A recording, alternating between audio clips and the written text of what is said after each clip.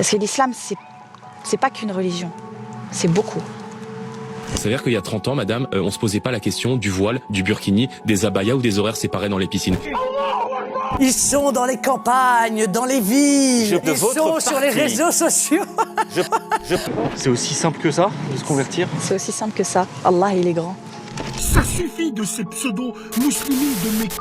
Vous êtes sur la chaîne des disrupteurs. Attachez vos ceintures. Plus de 5,4 millions de Français sont musulmans, dont 33% qui se déclarent pratiquement. L'islam est ainsi considéré comme la deuxième religion de France, derrière le christianisme. Avec une population française de près de 68 millions, les musulmans représentent 8% de la population hexagonale. Est-il bénéfique ou préoccupant que l'islam soit désormais la deuxième religion en France? Bon, à vrai dire, ça on s'en fout, c'est pas le sujet. C'est que la formation d'une tribu ne requiert que deux éléments, un intérêt partagé et un mode de communication. Les êtres humains ne peuvent s'empêcher de rechercher une appartenance. L'un de nos mécanismes de survie les plus puissants est de faire partie d'une tribu, d'apporter notre contribution au groupe, d'en partager le point de vue ou d'en tirer parti. Il n'y a que des avantages et certains tirent les ficelles pour manipuler d'autres plus crédules. La force d'une marque réside dans sa communauté, sa tribu, son groupe. Il est particulièrement intéressant d'examiner plusieurs fondements de la puissance de l'islam dans ce contexte. Demain, est-ce que nous serons tous musulmans? Eh bien déjà, commençons par...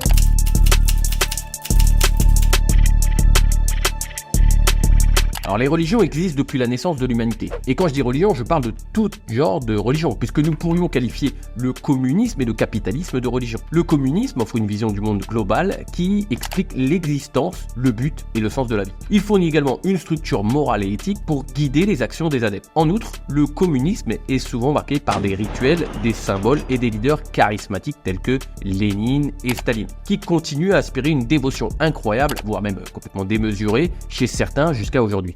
Pourtant, cet homme est l'un des plus grands criminels de l'histoire. Contre le nazisme, l'URSS à l'époque a envoyé ses armées. Il a massacré son propre peuple.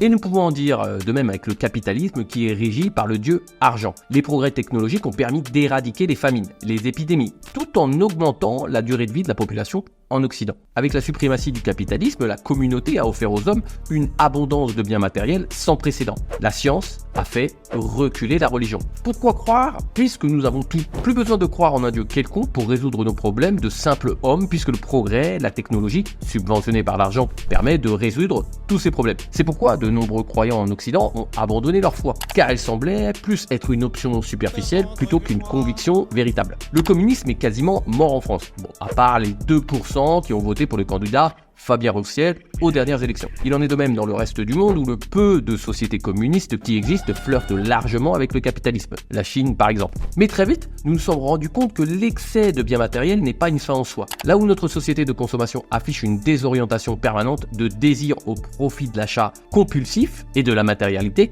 l'islam vient comme dernier bastion traditionnel, ostensible, là où les autres religions sont plus timides ou vaincues. C'est une des raisons de sa vitalité. Bien sûr, c'est loin d'être la seule. Pour ce point, on en parlera en détail dans les prochains chapitres. L'accélération du déclin des grandes idéologies a laissé un vide, poussant certains à se tourner vers l'islam, qui offre un cadre moral et spirituel clair. Les transformations sociales dues à l'urbanisation ont éloigné les individus des croyances traditionnelles, rendant l'islam attrayant comme source de nouvelles appartenances et de stabilité spirituelle. De nombreux jeunes ont été désillusionnés par les valeurs et les institutions de la société occidentale, cherchant une alternative dans l'islam, qu'ils perçoivent comme mieux alignée avec leurs principes éthiques et leurs valeurs. Plus on croive et plus il y a de croyants. C'est une sorte de cercle vertueux de la croyance. Pour les croyants, je précise, parce que pour les non-croyants, il s'agit d'un cercle vicieux. La France a une longue histoire d'immigration en provenance de pays à majorité musulmane, notamment des anciennes colonies en Afrique du Nord et de l'Ouest. Naturellement, ces populations contribuent à la croissance naturelle de la communauté musulmane. Il est compréhensible que dans une perspective de transmission sociale, les enfants de familles musulmanes héritent de la foi musulmane, perpétuant ainsi une forme de continuité religieuse. Ce schéma est également observable dans d'autres religions, à l'exception notable du judaïsme, où la transmission peut être plus complexe. Vu que le taux de natalité est plus élevé chez les populations musulmanes,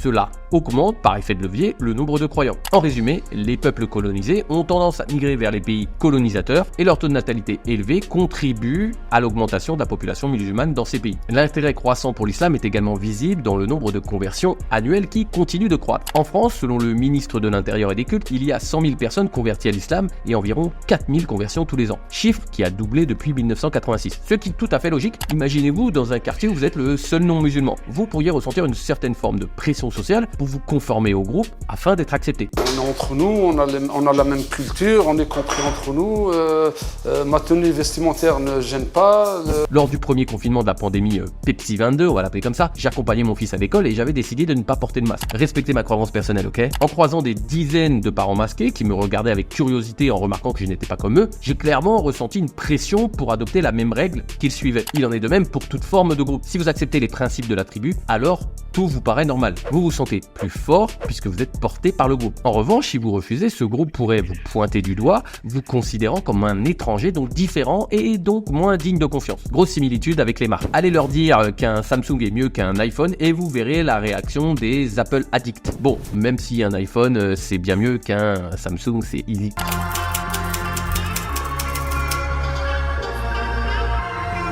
Bon allez, j'ai fini par Apple, donc je vais recommencer par Apple. L'ennemi de Apple, c'est Samsung. Pour Burger King, c'est McDonald's. Pour le pro moteur thermique, ce sont les pro moteurs électriques. Pour faire simple, chaque groupe a désigné son ennemi. L'existence d'un ennemi permet de rassembler la communauté, la tribu, autour de valeurs communes afin de protéger son existence contre la menace d'extinction que représente cet ennemi. Et les ennemis, les concurrents de l'islam, sont qui? Attention, vous avez deviné, c'est qui? Dans le millénaire, les chrétiens et les juifs. Même si on peut dire que principalement ce sont les chrétiens, car le nombre de juifs est plutôt réduit. C'est un petit état, mais avec une grosse influence, on peut que le reconnaître. La Bible, ouvrage référence des chrétiens, Ancien et Nouveau Testament, a été traduit en près de 2000 langues et est de très loin le livre le plus vendu au monde. Selon les estimations, entre 2 et 6 milliards d'exemplaires ont été diffusés à ce jour. Très loin devant le livre saint des musulmans, le Coran. Dans l'histoire moderne de l'homme, la religion chrétienne a converti à foison lorsqu'elle s'est exportée avec sa politique de colonisation, ce qui explique sa forte influence durant des centaines d'années. C'était le leader du marché, et oui, j'ai bien dit, c'était. La séparation de l'Église et de l'État en 1905 a marqué un tournant majeur dans ce déclin. Cette loi a accordé à chacun la liberté de culte, signalant que l'État ne favorise aucun culte en particulier, mais reconnaît tous les cultes. Cette neutralité se traduit par le traitement égal des convictions individuelles par les services publics et les fonctionnaires. En résumé, la recommandation forte de croire au christianisme appartient désormais au passé. Ça, c'est un premier clou au cercueil de ce concurrent direct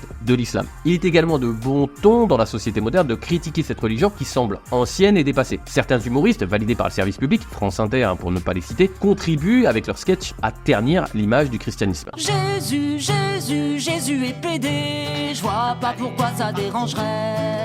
Bon, on va dire, je suis pas certain que ça relève de l'humour et je doute du terme utilisé. Aurait-il eu le courage de présenter le même type de sketch concernant une autre religion? Ça je suis pas sûr. Les musulmans ont une image puissante. Ce sont des personnes qui tiennent à leurs valeurs et qui n'aiment pas qu'on leur manque de respect. Mais là, je vous avoue que je vous maintiens en haleine, mais on va en parler dans quelques instants. Il en est de même dans l'industrie du cinéma. Combien de fois parle-t-on d'exorcisme? Laisse Jésus te baiser! Laisse-le te baiser! De nonnes diaboliques.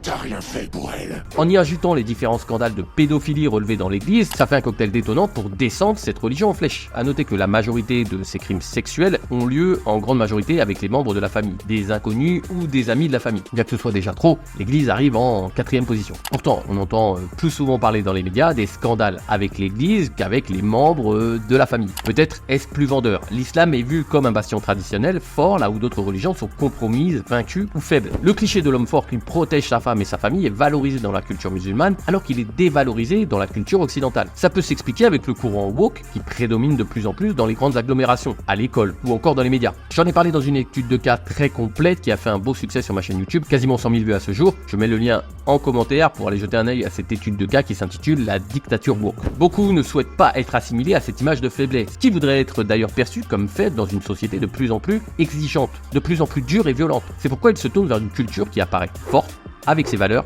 ses repères et sa communauté.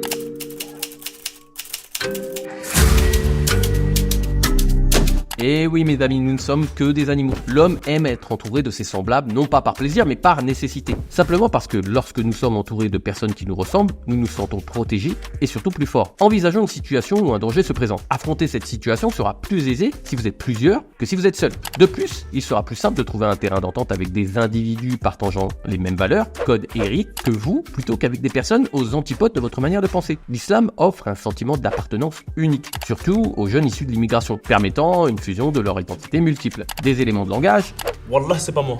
Bon bah, à quitter, tu peux y aller. Ah bah il a dit voilà. Ah bah si.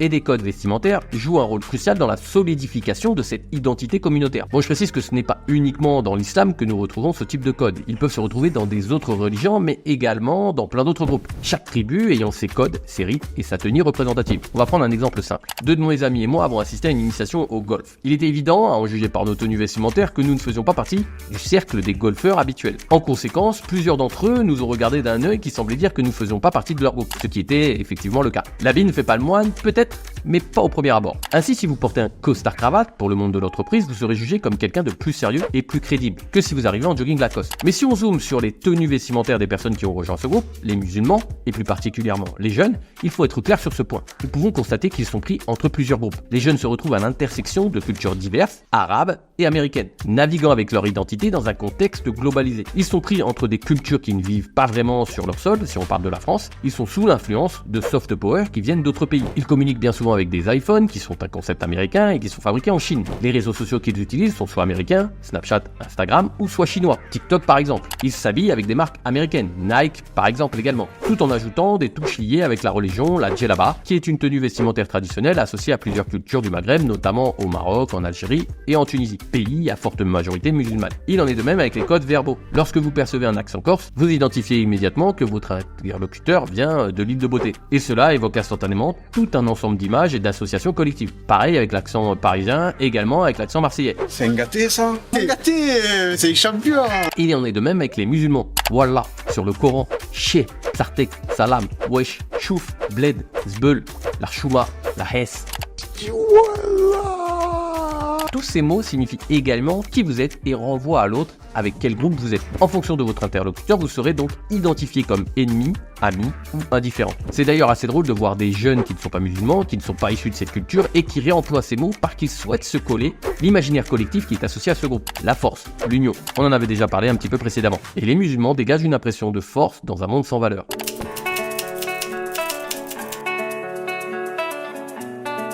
Pour répandre votre mouvement, vous avez évidemment besoin d'aide. Parce que si vous comptez uniquement sur votre action, votre champ d'influence sera extrêmement limité. Il vous faut vous trouver des alliés, des canaux de diffusion, des personnes qui rejoignent vos convictions. Parce que vous, ce que vous souhaitez faire, ce n'est pas réunir une foule sans conscience, sans but. Vous, ce que vous souhaitez faire, c'est réunir une tribu, ou plutôt votre tribu. L'importance de former des tribus, communautés avec des intérêts communs et modes de communication efficaces, est cruciale, contrairement aux foules sans interaction personnelle profonde. Revenons à notre tribu du jour, nos amis les musulmans. L'exposition accrue à l'islam à travers les médias et la culture populaire pique la curiosité et attire l'intérêt, facilitant un terrain fertile pour la conversion. Alors oui, je sais d'avance que vous allez me dire qu'il y a aussi beaucoup d'actualités qui peuvent nuire à cette notoriété, mais souvenez-vous que le plus important est qu'on parle de vous. Parce que si vous avez bien fait votre travail, que vous avez de vrais codes, de vrais rites initiatiques, de vraies valeurs, une vraie tribu, il y aura toujours des personnes pour vous défendre. Plus vous serez nombreux, plus vous serez influents. Là, on le voit d'ailleurs au niveau politique. Les musulmans comptent, et pas qu'un peu. D'un côté, ils deviennent l'ennemi numéro 1 pour des partis comme le Rassemblement National ou Reconquête de Éric Zemmour. Souvenez-vous qu'il est indispensable de nommer vos ennemis parce que cela permet de réunir autour d'une cause commune. De l'autre côté, ils sont accueillis à bras ouverts par des partis comme la France Insoumise de Jean-Luc Mélenchon qui comptent sur le nombre de musulmans pour faire pencher la balance électorale en leur faveur. La prédominance de la musique rap, enracinée dans les codes des quartiers majoritairement musulmans, et l'utilisation stratégique de réseaux sociaux par des influenceurs renforce cette visibilité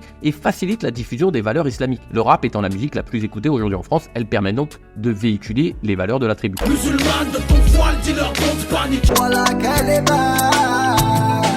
T'étais là devant moi à me parler de Yarbi, tu voulais te mettre à faire la prime. De nombreux influenceurs et influenceuses qui sont suivis par des millions de personnes n'hésitent pas à mettre en scène leur pseudo-conversion à l'islam. C'est tout bénef, ils s'achètent une image de virginité, c'est le cas de le dire, vis-à-vis de leur audience. Ils montrent leur appartenance à un groupe de manière officielle. On a notamment vu Maëva Guénam, célèbre si je puis dire influenceuse, entièrement voilée, prônant des valeurs de vertu. Alors que quelques semaines auparavant, elle était complètement à poil dans des émissions de télé-réalité, ou encore Dylan Thierry, qui a reçu de nombreuses plaintes pour escroquerie, qui montre fièrement qu'il est un bon croyant et qu'il faut être absolument musulman. Oui, on n'est pas à un paradoxe près. Bon, pourquoi c'est tout bénef? Pour faire suite à ce que j'ai dit précédemment, ils montrent qu'ils font partie d'un groupe fort et qu'ils partagent les mêmes vertus et les mêmes codes. Les gens se reconnaissent en eux, ils ont des points communs, ils sont plus à même de les croire et donc d'acheter leurs produits. Ah bah oui, parce qu'il faut bien faire du business dans tout ça. Ces influenceurs surfent donc sur la voie communautaire pour vendre leurs produits. Que ce soit des produits en dropshipping d'ailleurs, ou même du copy trading comme le fait Nadé Blata. Salam ma soeur, regarde. Oula, 3 fois quand tu me l'as envoyé, j'étais choquée que ça existe encore. Et c'est bien.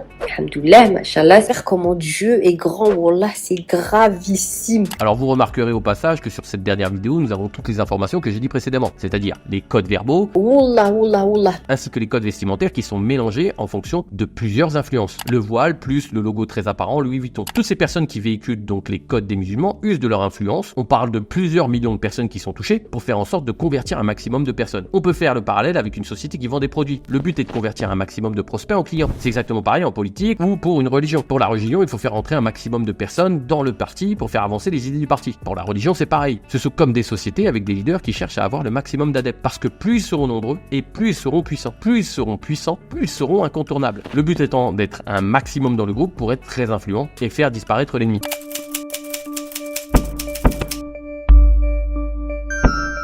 La plupart des organismes passent leur temps à vendre à la foule. Les organismes intelligents rassemblent la tribu. Les foules sont intéressantes. Elles peuvent créer toutes sortes d'objets attrayants et des effets de marché. Mais les tribus durent plus longtemps. Elles sont plus efficaces. La différence entre une foule et une tribu, c'est exactement la même chose entre le marketing et le branding. Il est plus facile de vendre une fois que le branding est mis en place. Pour que votre tribu croie en vous, il faut établir une marque forte, valeur, code, communication. Tous ces points que nous avons vus dans cette étude de cas consacrée à la force de l'islam. Il est remarquable de constater l'émergence d'autres influenceurs qui s'adressent à la communauté chrétienne en utilisant les codes appropriés. L'islam en France représente plus qu'une simple religion. C'est un phénomène social complexe qui répond à des besoins divers. Quête de sens, identité, appartenance, c'est une alternative au monde moderne qui a perdu de sa superbe. Alors, est-ce que demain nous serons tous musulmans? Je vous laisse me répondre en commentaire. Ce qui est certain, c'est qu'il ne sert à rien d'être l'énième copie d'une énième copie, sous peine de vous transformer en photocopieur.